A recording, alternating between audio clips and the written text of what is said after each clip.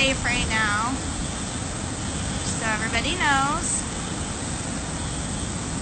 It went down, and now it's totally picking back up again. It's just fucking crazy.